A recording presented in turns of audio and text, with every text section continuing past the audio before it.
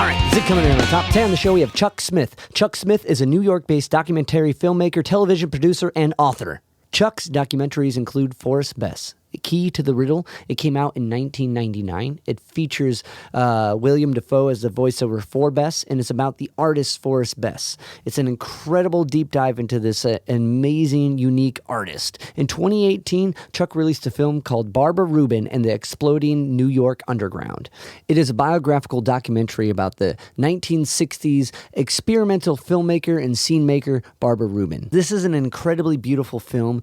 I watched it a handful of times before getting ready to talk to Chuck today, and it brought me to tears. It's a really touching story, and it's amazing how one person can bring together so many different people. Like, she knew Bob Dylan and introduced Bob Dylan to Andy Warhol, and knew the Fugs and introduced them to Andy Warhol, and eventually got Andy Warhol hooked up with the Velvet Underground. Like, it's incredible what one person can do, and it's one thing that I don't think should be overlooked. Chuck's most current work is fugs-film. The Fugs were a counterculture powerhouse of a band located in the Lower East Side of New York in the 1960s. The Fugs were known for their comedic and satirical lyrics, as well as their anti-war sentiment, which accumulated in Ed Sanders leading an exorcism on the Pentagon in 1967. Ed Sanders, who led the Fugs, was an American poet, singer, activist, author, and publisher.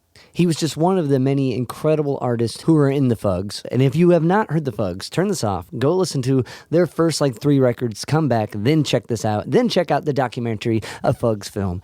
Chuck does an incredible job of painting this very complex story with a lot of moving parts and a lot of passionate individual artists that made up this incredible group, the Fugs.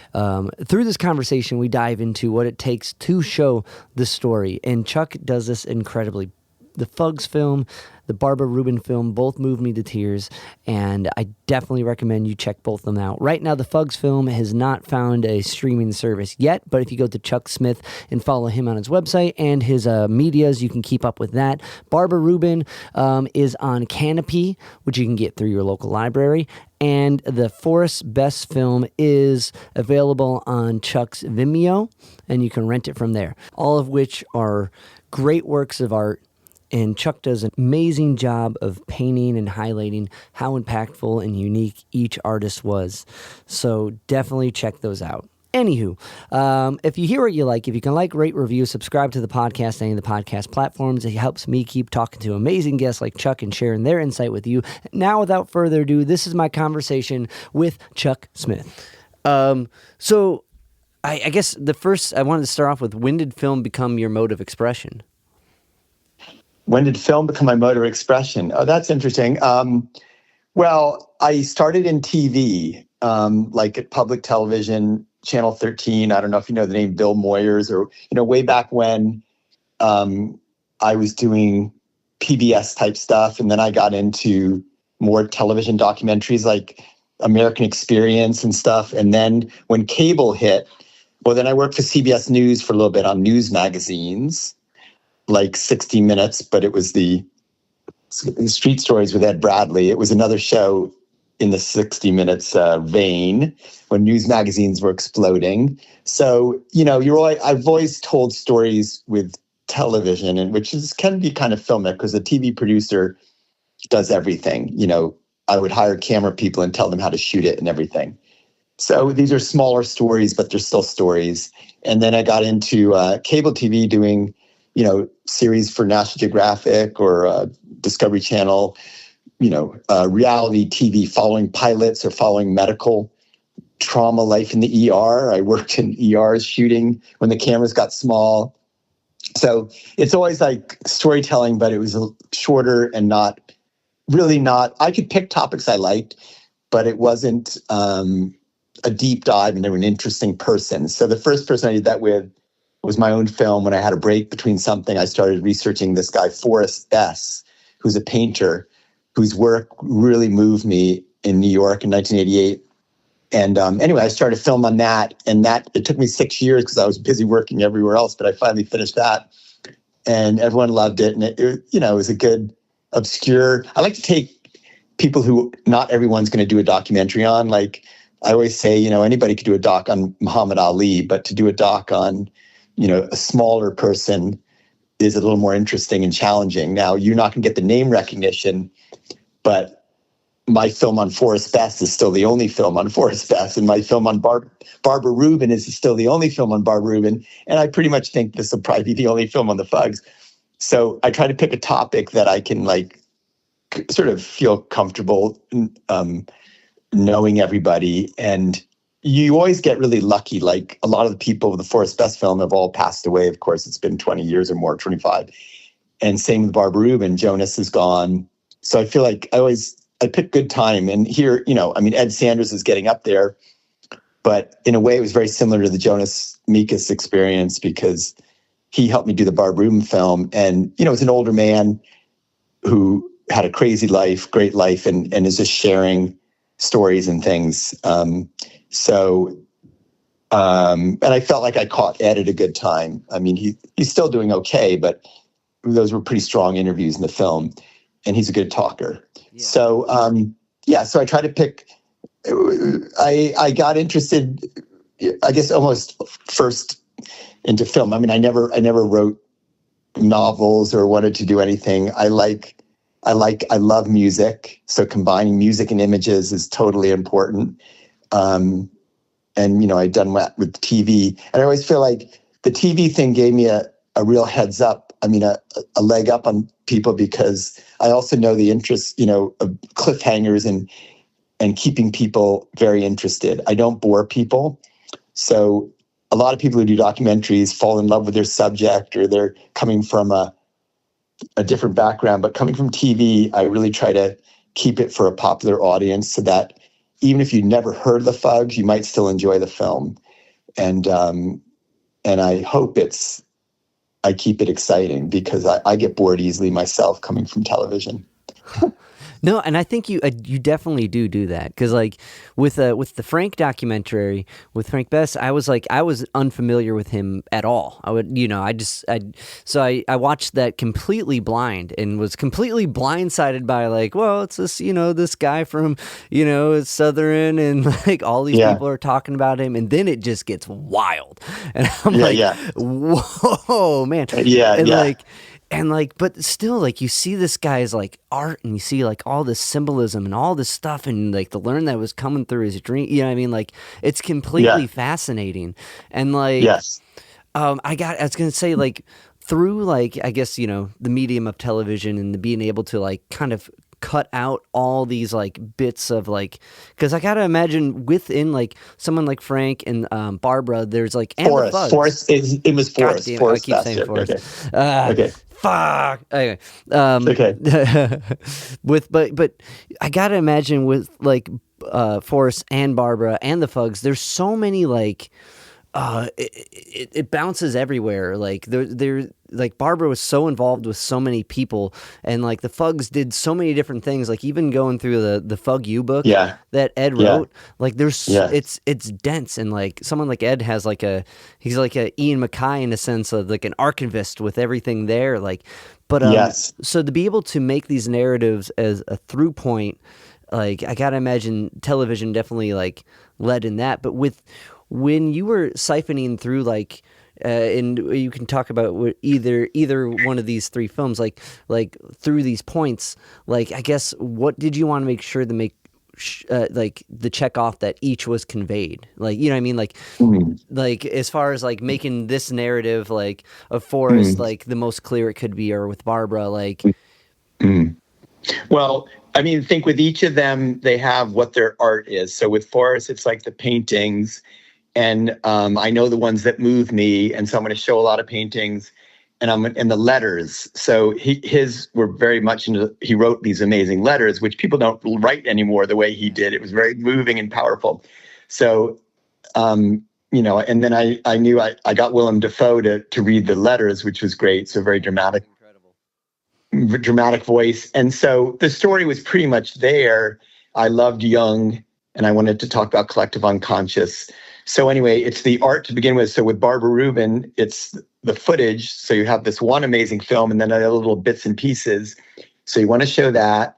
And then there was just enough photos of her. It's pretty hard because she was always behind the camera. Right.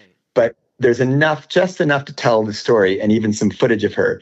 So I really got lucky there. And of course, you want to show all the other artists that she bounced into, so you get to see Dylan and the Velvet Underground. But I don't come away. I didn't know what that story would be ultimately. I knew there's a great twist with the Barbara Rubin film and with Forrest Bess. You're going to lead up to the operation. There's a dramatic point you're leading up to. Yeah. But it's the people that you interview that come alive and tell you more about where the story might go. And so, like, I'll give you an example with Jonas. I thought for sure we would be able to talk about his relationship with Barbara, like in a more specific way. Yeah. But they did have a relationship, but then she sort of basically stopped it. But he said right away he's not going to talk specifically about it. So I thought, oh gosh, he's not going to talk about Barbara. But then when he talks about her in a general sense, you know that he loved her. You can sense that he loved her. And so that works anyway. So these little stumbling blocks come up where they say, you're not going to be able to go there or whatever. And then, but that leads to something else. And then you find another way to get that across. But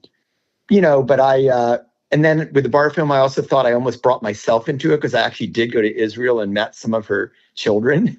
Yeah. And I thought maybe that was part of the story, that I actually have to get involved and talk about trying to find her children, because everybody knows she's this mysterious woman who disappeared into France. And anyway, I tried that a little bit. It didn't feel right. And so I cut that short and ended up ending the film, quicker than I thought I might. With the fugs-film, again, you've got this band which had a huge career. There was so much stuff I didn't put in, as you know, from reading Fuck You. Or Bleep, I'm sorry. No, you're good, you're good. Yeah, okay. So what you go with, again, is where the stories lead you. And I think finding Jackie, that bass player who had become a woman, was just too crazy. And if she ended up telling the Vietnam story way better than the Fugs could have, because they protested the war, but they weren't over there. Right. So that suddenly gives you a way to get into that story in a powerful way, which I had no idea, because I didn't even know who Jackie was if I could find her. Yeah. And with a name like, John Anderson, it wasn't easy. Yeah. So I'm going to tell you. And so then these things come up. And then, with Ed, he's told his story many times, and he'd written a book, and it was to sort of not crack him in a way, but like get him to go beyond the stock answers that he's always given. Yeah. And I felt like he got very emotional sometimes, talking about his mother or certain things. And you don't know if that's going to happen, but you keep pushing for stuff like that. And then it does happen. And then with Ken Weaver, I had no idea. Oh, I'll give you an example, because that's a powerful part of the story when you learn his life. My God, yeah. Yeah. So I wanted to tell Thule, Ed, and Ken's story individually, as well as the Fugs. And because they were both all different people. And anyway, so I think finding out the depth of Ken's story and Ed's story helps a lot. And with Ken, I actually did almost a 2-hour interview with him. And right at the end, and I had no idea he had gone through this severe trauma. And at the end, he said, and then he said something like, and that hurt, because of course, then I watched my mother get killed by my stepfather or something. And I was like, what? And it was near the end of the day. And I was like, okay, wait, we're going to have to come back tomorrow and talk some more. And so the next day we opened up with that, and he got into it. And so it's funny how I didn't even know to go there. Like I knew he had a rough upbringing, but I wanted to highlight that one moment where he had to witness this horrible thing. So I didn't even tell all the other story. He was in a foster home. He was abused. There was all sorts of stuff that was going on. But to focus on that was really came across, because he told that in a way he never talked about before. And he'd written a book about his upbringing, which was I read later. I didn't even read it before. So I don't know. I guess what I'm trying to say is the film, the people who you interview sort of guide it. And, again, just like with Barbara, the footage and the photos, I only had so much footage of the Fugs performing. Because if you're doing it on a band, you want to see the band performing. And it was insane that they did over 800 shows in New York City, in Greenwich Village. And we had no footage. We had only a little bit of footage from one of them, and it's in there. But the photos and footage from that period was not good. And with that kind of music, with jazz too, like Miles Davis or Coltrane, all the good footage is from Europe. So that really good footage of the Fugs is from Sweden. So, you have to look deeper and find out where. And then, I knew they were in England and they were on the BBC 3 times or something. And I couldn't find those shows. That really upset me because I knew that was footage that's out there. So, when you're stuck with what you got, you sort of craft a story around that. And time-wise, with the footage I have of the Fugs, I used the songs. That was all shot. The Swedish stuff was all shot in 1968, but I bring it in very, 30 minutes into the film, I'm showing it. We're not at 1968 yet, but we're still getting a sense of who they are. So there's a little time playing with time with that, and stuff like that. So yeah, that's that makes complete sense, because like the story that each member or each person that you're interviewing gives you is what what it's coming straight from the source. And like before, I had a more specific question on that, but with Barbara's kids, were they aware of like what her mother did? Like, yes. I thought, okay, because I was watching through, I'm like, oh man, I wonder, I wonder if they knew, because it was such a different life for her. Yes, and so they were all brought up Hasidic, and they were very religious. So it was a little bit kept from them. But when one of the oldest daughter knew, because she was 8 or 9 years old when Barbara died, so she had 10 years maybe old. So she knew, she'd gotten to know her mother. But the second oldest son didn't remember too much, but was very fascinated. And the second he found out that and saw a picture of her with Bob Dylan, that she knew Bob Dylan, that was the real thing. He was like, my mother knew Bob Dylan? What's going on? So he actually came to New York to do some research and actually knocked on Jonas's door and wanted to know more, but he could barely speak English. But that would have been a great moment to be at. When he came to New York, that would have been a great in. And when Jonas told me that, I thought, well, maybe I can go to Israel and sort of get a little bit of that feel. But he was not he couldn't speak English very well. And anyway, so I decided not to go there. But yes, they did know about it and they wanted to learn more. And even though the film includes footage of her slightly pornographic films, they accepted it. And I wanted them to like it, and say it's okay for me to put this out there, because you're not supposed to show, I still have a picture of Barbara with Allen Ginsberg, and Allen's naked and she's clothed.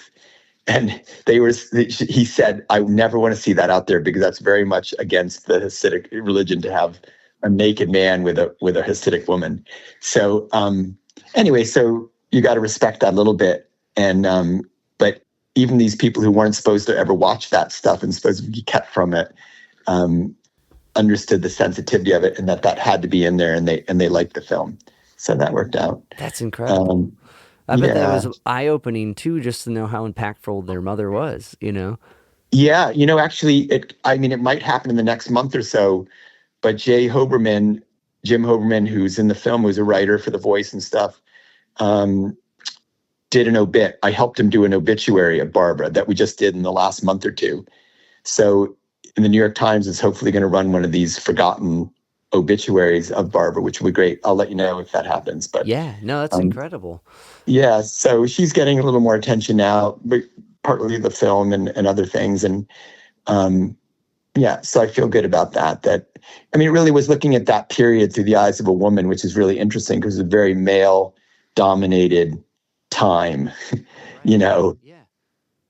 So there were women then, and they were called pushy or whatever, but they were just trying to be creative in their own way before we understood that women are allowed to do that.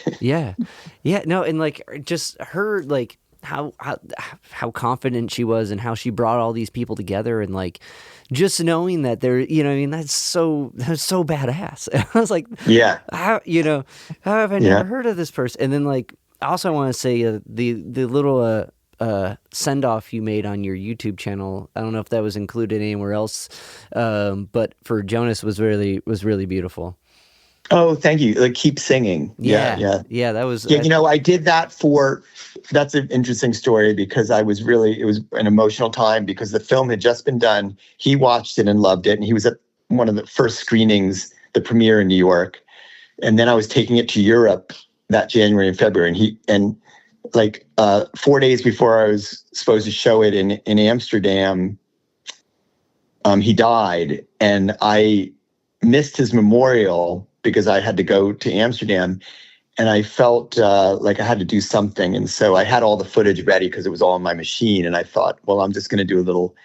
And he had done, it's a long story, but I had gone to Berlin in his stead that summer because he didn't feel healthy enough to go to Berlin to do a 50th anniversary of Film Culture magazine or whatever, which we ended up doing a Barbara Rubin on film culture, the very last one. We did a book, just like we did a book for Forrest Bess. So I'd like to do a book for the Fugs too. We'll see. But I generally do books after the films. So I'd helped him do this book, and they were celebrating it in Berlin. And I went over there and took his hotel room and his flight and everything in his stead. And we did a Zoom thing where he called into Berlin in the audience. And that's where he did that keep singing. You know, he did like a 20-minute talk. And it was very emotional. It was cool. And so I thought, well, I've got to use some of that when he said, keep singing, you know. And so when I sat there editing it, I was practically crying. So, well, yeah, man, all these films got me the emotional hook on all these films. I was like, oh my God, especially after watching the Barbara one, I was like, there was a weight like that just like left. But like, thank you. You know, you are an incredible documentarian, and like each one of these films really, really highlights that. And like, but that's, I gotta imagine, like, especially with that, and like just being there, like with Jonas, and like just the through line of all this. And it's really cool that you got to be involved in, like, you know, with writing these books afterwards, and like doing all this stuff beyond just the film.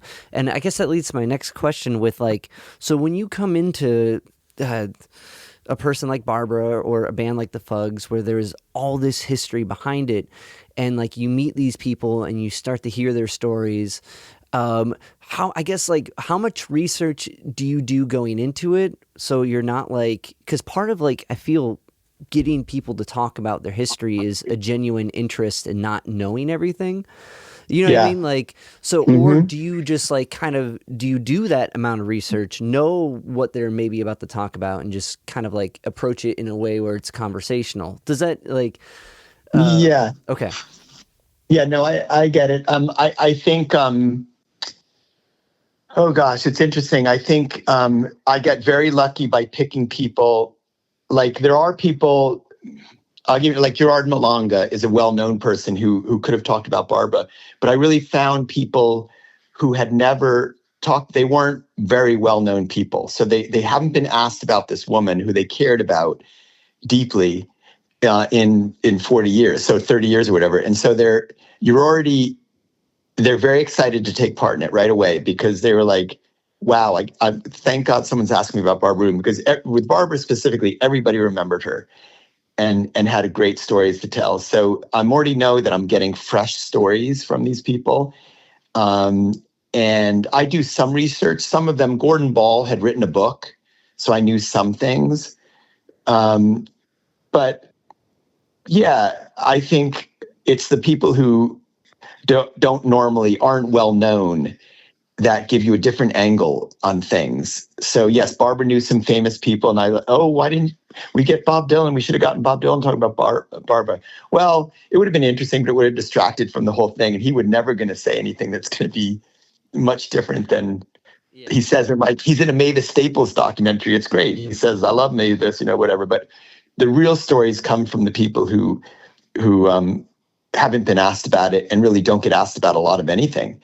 And so I do some research, but when you call them up first, they'll start telling stories, and I always say, wait, let's save this, because I don't want them to have to tell it twice. I want the freshness of it. And so they always stop, and I'll go, just remember what you're going to say, and we'll get to that. And then sometimes I send them a general list of questions, but I never really stick to the questions. But a good example of this is Adam Ritchie, the photographer who took the first photos of the Velvet Underground. He didn't even know what had happened to Barbara, that she had become Hasidic. He just knew that she was stopped being in his life. When he left New York, he had no idea what happened to Barbara, but he had fond memories of him. And I'm going there to interview him, and we start talking a little bit. And I somehow accidentally, I wanted to sort of do it on film, but I told him a little bit, and he goes, "What?" And I was like, "Well, wait, we'll get into it later." Yeah. But I still got that result when I said, he said, "I had no idea, that's what couldn't be, not the same Barbara." And so you still got that, but you have to be very careful of not blowing that, because whenever you try to get it the second or third time, it's never quite as good as the shock of like revealing that, So, so in a way, it's better to keep it fresh and not do an in-depth interview and then a camera interview. I much prefer, capturing things right as they're coming to light for the first time in 40 years. I mean, it's going to be powerful. So, yeah. And exactly. I think these are generally people who are happy to talk about this because it meant a lot to them, whether it's the Fugs music or, whatever. And they're very happy to talk about it if you find the right people. And it's really just friends through friends. Like, Aileen Crum, our Crum was through Ken Weaver. They were buddies in France. And then Aileen gave me Betsy Klein, who was a total mystery. Betsy sang on Morning Morning, and she had an amazing life, but nobody could have been able to find Betsy. But it was Aileen's best friend. So she said, "Let me see if Betsy will talk, because she has some stories." And then you got Ken Weaver's girlfriend, Betsy, telling some great stories. So it's really luck like that. And you never can guess what people are going to say. But you also have to be, I'm not a great listener all the time, but I'm learning to do that more. And so not talk too much. And if there's a pause in the interview, just wait. Don't jump in and interrupt in any way. It's hard to do, but sometimes if they sit there thinking for a while, they'll start coming up with something, and then you'll know to dig deeper. Like with Ed Sanders, when I knew he got emotional about his mother, I came back to the mother 2 or 3 times in other interviews when I thought it was appropriate. And then I got an emotional response once in the recording studio when he was doing a song, and he said, "I stayed up all night listening to Elvis Presley," and that's when he almost cries. So, but I knew I could keep coming back to it, and he might let it go, and he did. So, and to his credit, Ed asked me to do the film. I was very excited to do it, and he basically wanted to see it. We were partners in it, and he had the ability to say, change anything. And I was very worried when I first showed him the film that he would want to change some things. There's some things in there that are a little funky, but it's all the Fugs. Yeah. Or even seeing him get emotional, I didn't know if he wanted to do that, because he's not generally that kind of person. And yet after he watched it, he said, "Don't change a thing." And so that's somebody who understands that I went through a whole process to do it artfully, and that he's not going to mess with that. And so that was the biggest gift, he could have given me. And Jonas too loved the Barbara film, and I was so glad he saw that before he passed away, because it would have, I would have changed things, or it hurt me if he didn't in some way. So that's great. That's incredible. And I mean, I can't, with like all these narratives and all these people you're getting from, and I know there's hours of interviews that, maybe you're only 5 minutes in the film for some, give and take each film, but I guess when do you when do you know you've talked to enough people? Oh, that's a really good question, because you don't kind of, at some point you just have to cut it off, because you keep thinking, well, if I get that interview, that'll be really great and that might change everything. And then you start thinking, at some point you have to just say, okay, I have to work with what I got, and it's all here. I just have to find it in this. Yeah, because every one of those films had an interview that I wish I had gotten that I didn't get, or I'll give you one guy. I mean, I was talking to him and he passed away, sadly. The MC5 guy, Wayne Kramer. Wayne Kramer, yeah. Yeah, Wayne. I was emailing Wayne. We were setting up to do an interview, and then same. Yeah. Oh my goodness. Yeah. So it was around the same time. Yeah, he had cancer, and nobody knew how serious it was. And we had an interview scheduled, and then he said, I'm not feeling very well. Maybe the week after, and I was like, okay. And then I went out to LA, and he didn't respond at all. And then next thing I know, he's passed. So. Yeah. So, yeah. But you have to, just accept that. But yes, at some point, you have to just say, that's it. I'm going to make what I can with what I've got here. And then the other thing is, with these huge interviews, I've learned very quickly not to make like a 3 or 4 hour cut of a film. You just only use the great stuff. Just pick out the great stuff, throw it down, and suddenly a form will come out of it. But you sit there thinking, you need all this information, but it's really the emotion you want. And you can do the information with other things, but what you're really looking for is emotion. And so only enough information to get you to the emotion is basically the story. And we all know moments where it's like you hear it and you're like, oh, well, or like Jackie Anderson when she's crying about something that happened in Vietnam. I was like, okay, well, I'm going to get there.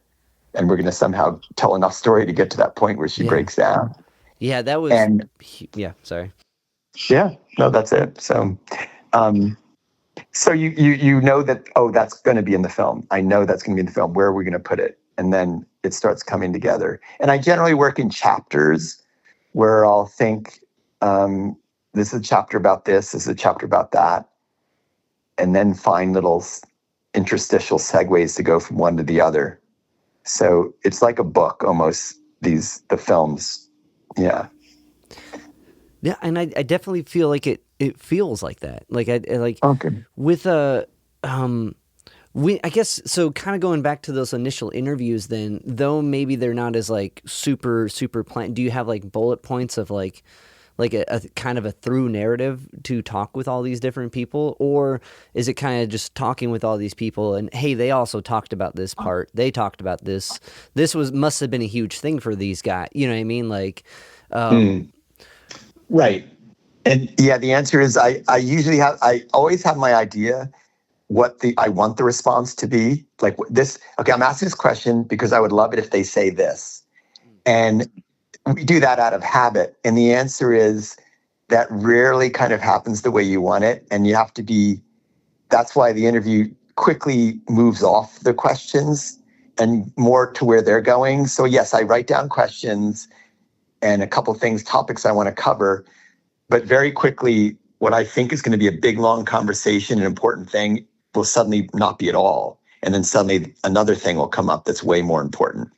And a lot of people, they want to say something, and you have to let them say what they're saying, but that may or may not be what you need a lot. So, sometimes they'll go off on 10-minute tangents about something that is not going to be in the film. Yeah.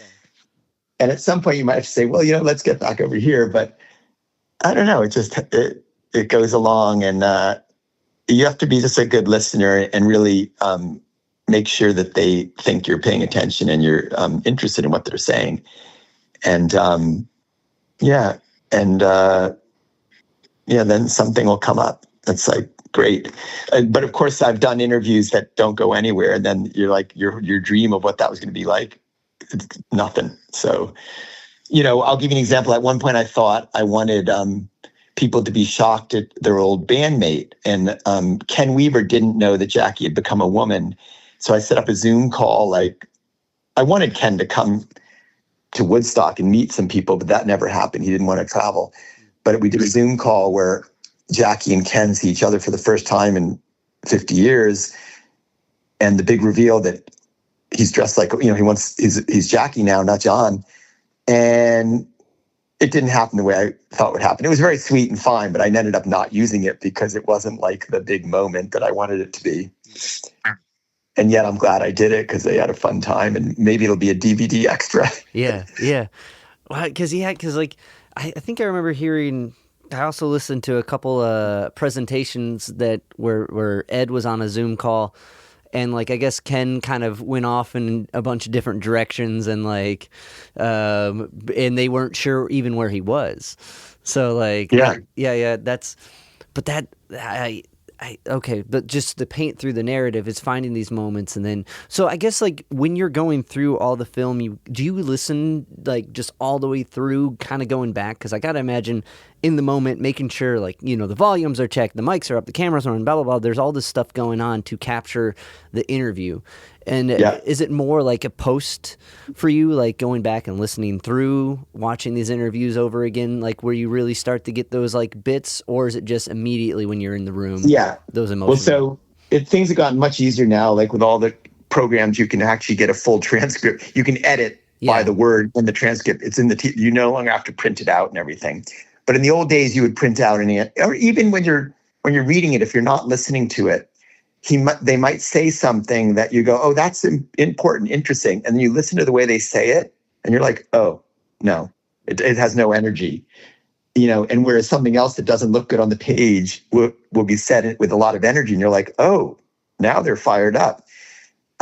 So I just go through and make selects, like my favorite little bits, and generally use that, although occasionally I'll need a bridge and someone talking about a specific thing. And then you can search the transcript and say, okay, did Lenny ever talk about this particular, period, the Fugs or whatever?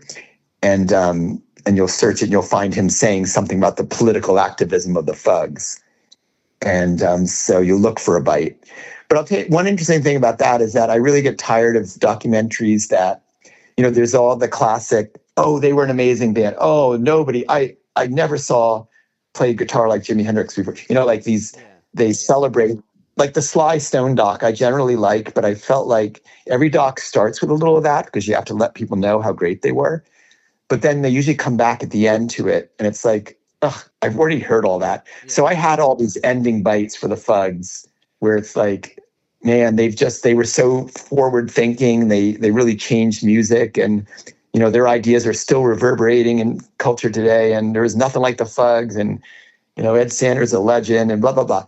So I had all those bites, which you try to get, and I just decided to like cut that whole like 5 minutes at the end of the film. I just said I don't need that. I want it to end just an emotional note, with the band ended and life goes on.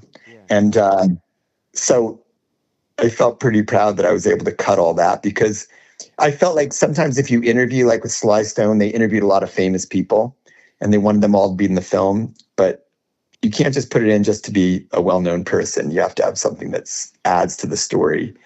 And I felt like near the end, a lot of docs do that, where it's like, okay, I've already heard that. I just watched the film. I know Sly Stone is an amazing person. I don't have to be told that again. You should tell me something new. Yeah. So, not to pick, I thought that was a great film, but I'm just saying you get the point. Right. So people want, the form is so many people can do so many music docs now that there has to be something a little different about it. And I think I try to push people's buttons a little bit with the Fugs and let, some of the weird footage just tell the story for you.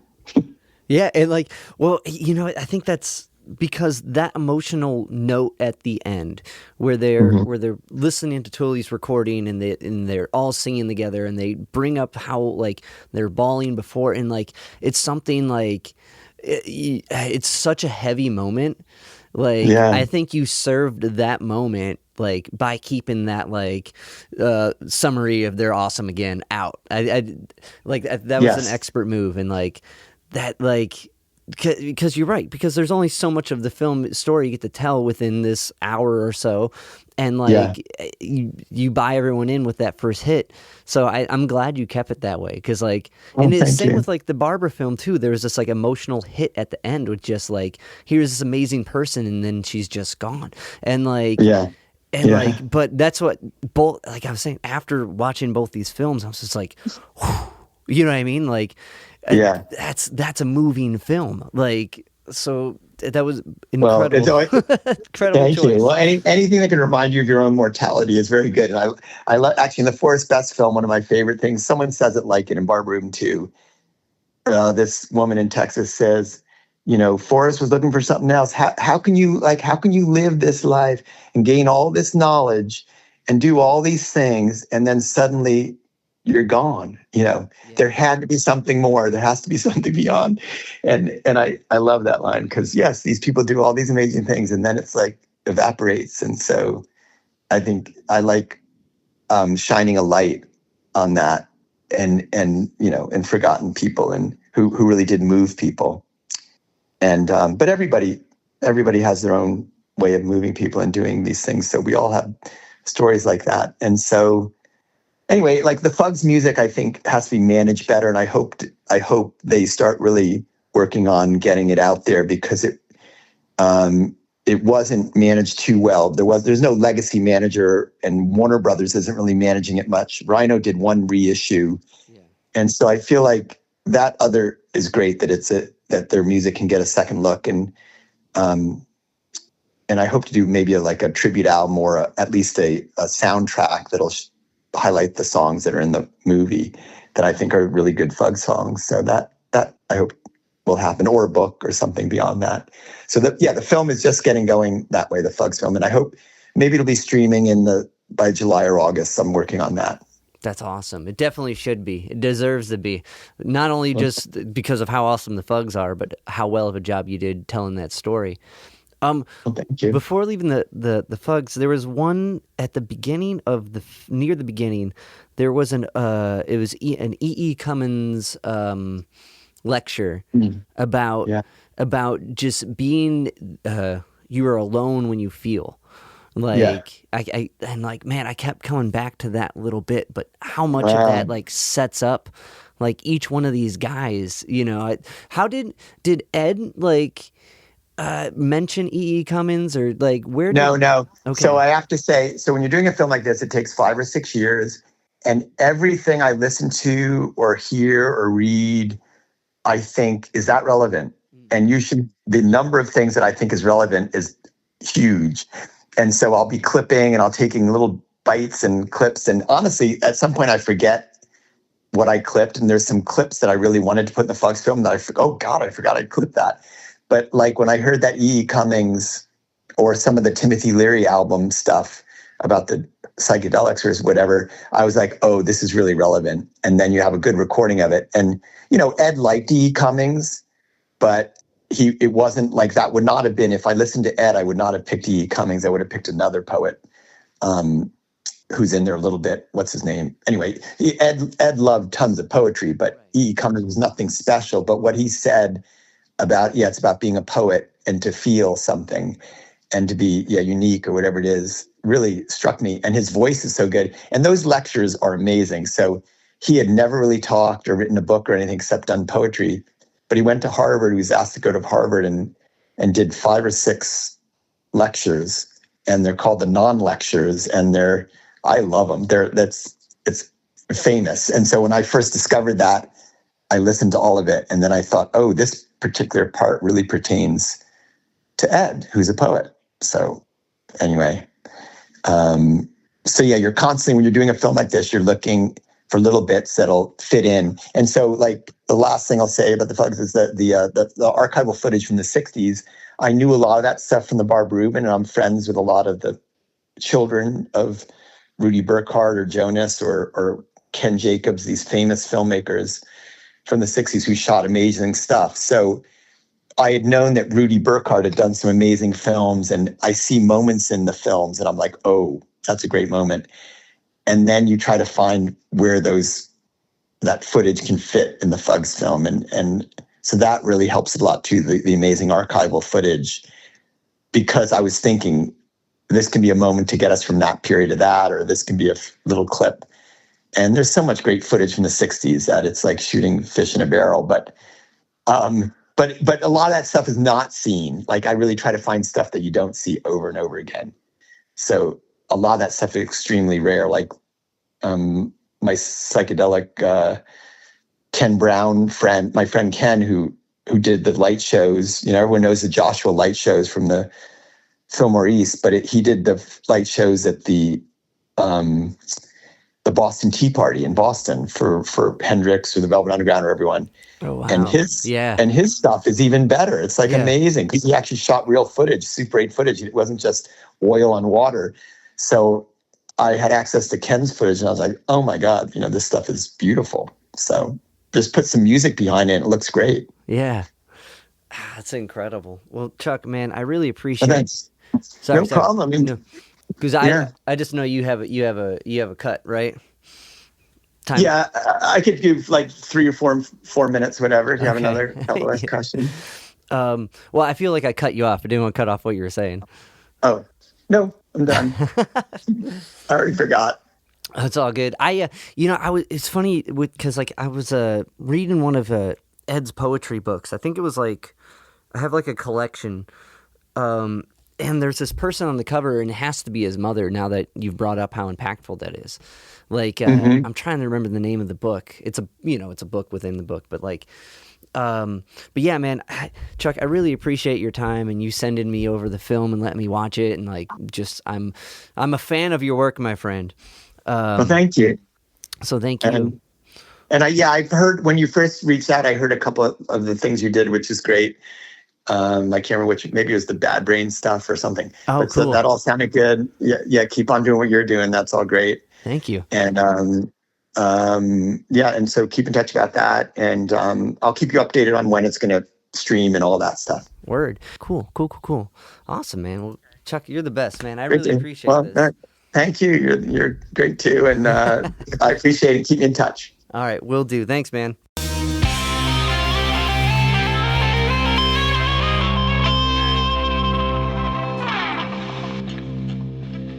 Yo, Spike Spiegel here. You just listened to Zig at the Gig podcast. Keep riding the bebop. See you, Space Cowboy. Bang.